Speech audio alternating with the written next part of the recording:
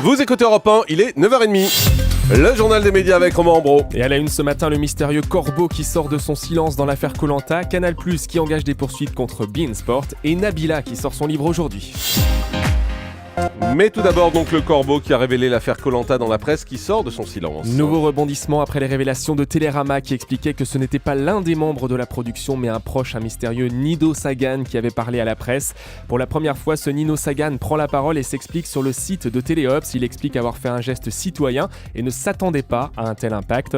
Pour lui, son but était juste qu'au moins un journal enquête et recoupe les informations que lui avait données son ami de la production puisqu'il n'était pas sur place lors de la mort de Gérald Babin dans Koh-Lanta.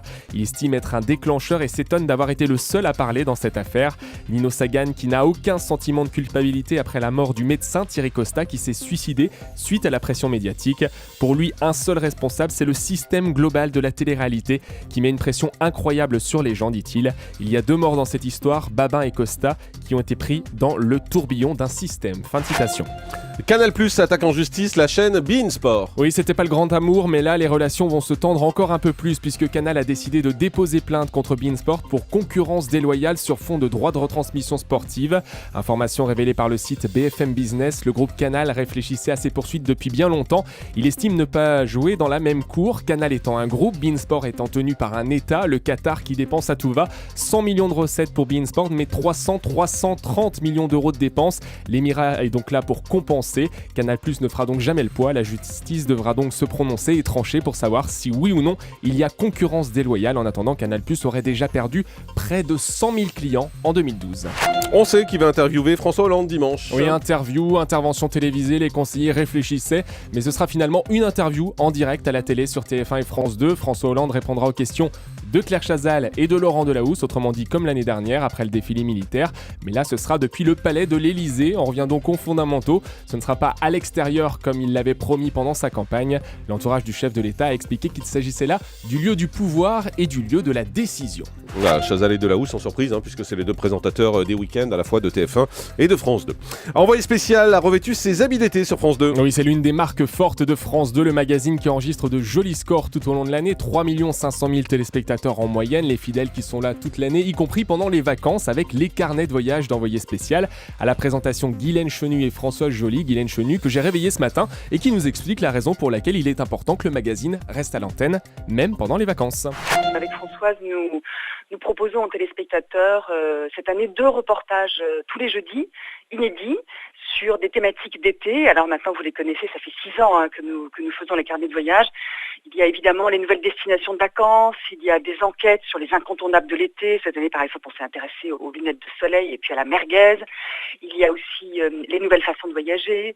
Par exemple, comment trouver son billet sur Internet, comment le trouver le moins cher possible sans se faire arnaquer. Enfin voilà, c'est cette petite tonalité un peu légère, un peu vacances que nous donnons à envoyer spécial pendant l'été et que nous appelons les carnets de voyage.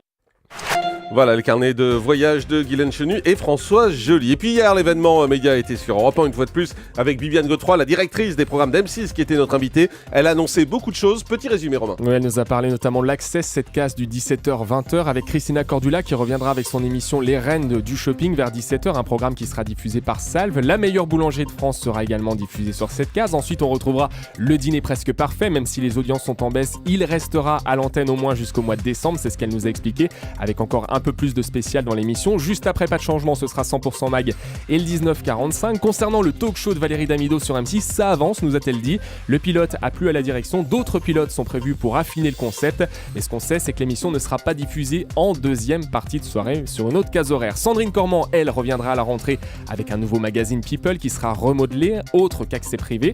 Ce sera donc un nouveau titre. M6 travaille aussi sur une émission de prime time autour du patinage, une émission qu'on verra à l'écran avant le mois de décembre. En revanche, pas de certitude pour l'instant sur le retour de l'émission d'aventure Pékin Express, ça dépendra du casting. Et puis un air de star, l'émission de déguisement, vous avez tenté de lui tirer les verres du nez, Jean-Marc, pour qu'elle nous dise qu'il n'y aura pas de saison 2. Elle a tourné autour du pot, mais ça sent mauvais pour un retour de l'émission. Audience pas satisfaisante à tel point qu'M6 a commandé une étude pour comprendre pourquoi ça n'a pas marché. Et puis elle tranchera à ce moment-là en lisant justement les résultats de cette même étude. Et puis une disparition, la mort de l'une des grandes voix des courses hippiques radio et télé. André Théron, journaliste hippique des années 70-80, grande voix des courses de chevaux, tout comme Léon Zitrone et Guy Lux. Il est mort hier matin à l'âge de 87 ans, victime d'une infection pulmonaire. André Théron qui a commenté les courses pendant de longues années pour France Inter, TF1, mais aussi Le Parisien Libéré et Paris Turf.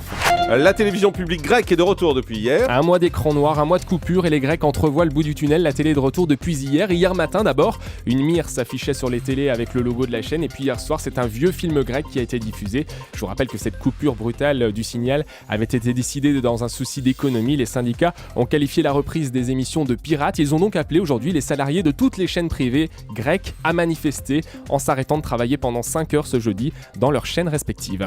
Et puis une nouvelle matinale sur la chaîne D17 à la rentrée. C'est vrai qu'on n'en parle pas souvent de cette chaîne, c'est la petite sœur de D8 qui mise sur un pas nouveau grand-chose en duo. même temps dessus, hein. Ouais, c'est vrai, il y a beaucoup de musique. Cartman et Vincent Dezania, deux habitués du Petit Matin CE que vous retrouverez désormais à la rentrée. L'un ayant fait la matinale de Virgin cette année, l'autre ayant participé à l'aventure Morning Live à la belle époque avec Michael Youn. Ils seront chargés donc de réveiller les téléspectateurs de D17 avec de la musique, des sketchs, des parodies et ce sera en direct à partir du 2 septembre prochain de 7h à 9h.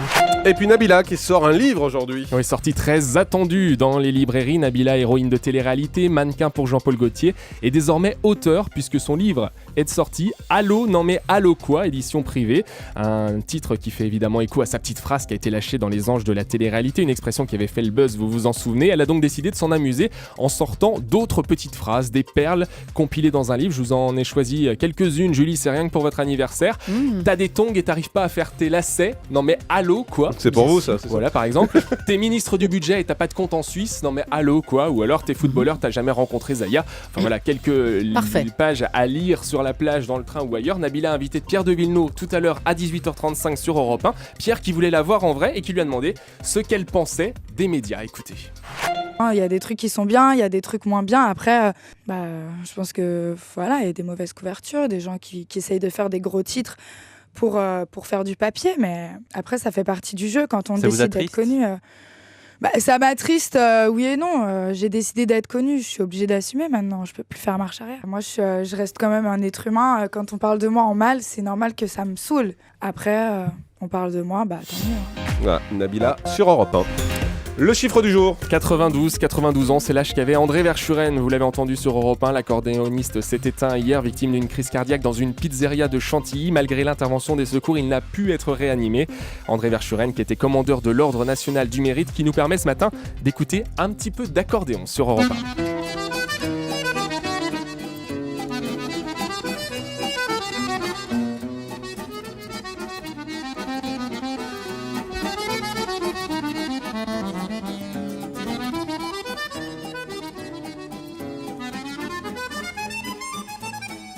Voilà, hommage à André Verschuren qui a été également animateur sur Europe 1. Mais oui, il a fait aussi la radio de la rue Bayard, mais après Europe 1, pendant plus de 10 ans, il animait les petits matins en diffusant de l'accordéon. Voilà, la radio de la rue Bayard, c'est RTL, pour ceux qui ne savent pas, il n'y a Oui, pas de enfin, souci. voilà.